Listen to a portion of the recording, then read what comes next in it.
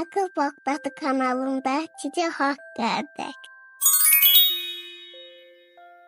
Bağışlayan və mehriban Allahın adı ilə. Salam Sümeyyə bacının şirin, şəkər, gül balaları. Deyin görüm, yeni nağıla qulaq asmağa hazırsınız? O zaman başlayaq.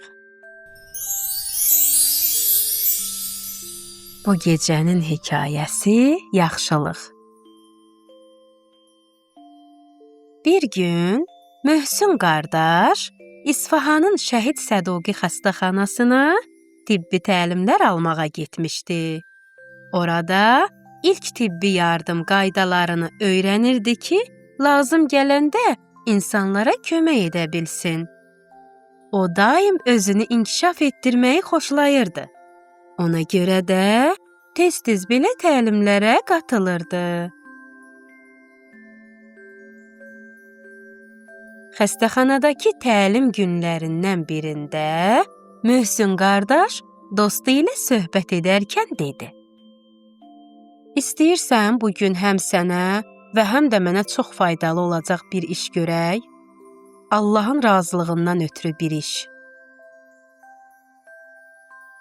Dostu cavab verməyə macal tapmamış, Möhsün onun əlindən tutub xəstəxananın kənar bir palatasına apardı. İçəridən çox pis, dözülməz bir qoxu gəlirdi. Möhsün gözləri ilə palatada yatan yaşlı, kimsəsiz bir kişini göstərdi və dostuna pıçıldadı: "Bu kişinin bədəni irinləyib, yaraları çoxdur. Gəl tibb bacısına kömək edək, yarasını yusun." Tibb bacısı həmin qocanın yaralarını palatada istifadə edilən adi bir maye ilə yumaq istəyirdi. Lakin Möhsün buna razı olmadı. O bilirdi ki, yaralı bir xəstəyə belə münasibət göstərmək düzgün deyil. Möhsün dərhal aptekə yollandı, öz pulu ilə yaraya məxsus keyfiyyətli, yuyucu ləvazimatı aldı. Qayıdıb dostu ilə birlikdə qocanın bədənini təmizlədi. Onlar yaraları diqqətlə yudular, dəsmalla quruladılar və qocanı səliqə ilə geyindirib yerinə yatırdılar. İşlərini bitirdikdən sonra Möhsün əyilib qocanın alnından öpdü və palatadan çıxdılar. Qapıdan çıxarkən Möhsün dostuna ürəkdən gələn sözləri dedi: "Qiyamət günü bu qoca bizim xeyrimizə şəhadət verəcək. Əminəm ki, bu işin axirətdə bizə çox faydası toxunacaq."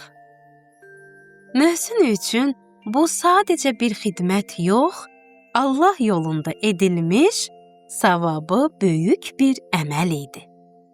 Bəli, əziz balalar, Möhsün qardaşımızın bu əhvalatı bizə dərslərin ən vacibini öyrədir. Dünya axirətin tarlasıdır. Təsəvvür edin, əkinçi bol məhsul əldə etmək üçün əvvəlcə toxum əkir, sonra suvarır, uzun aylar qulluq edir, axırda məhsul yetişir. Bu dünyada axirətin tarlasıdır. Yəni, bu dünyada etdiyimiz yaxşılıqların əvəzini axirətdə alacağıq. Ona görə də gərək çoxlu yaxşılıqlar edək. Əkinçi öz məhsulunu qoruduğu kimi, biz də öz yaxşılıqlarımızı qoruyaq.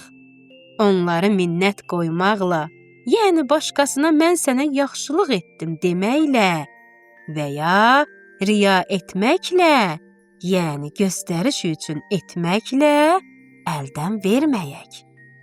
Əgər yaxşı işləri yalnız Allahın razılığı üçün görsək, onların mükafatı əbədi cənnət olar.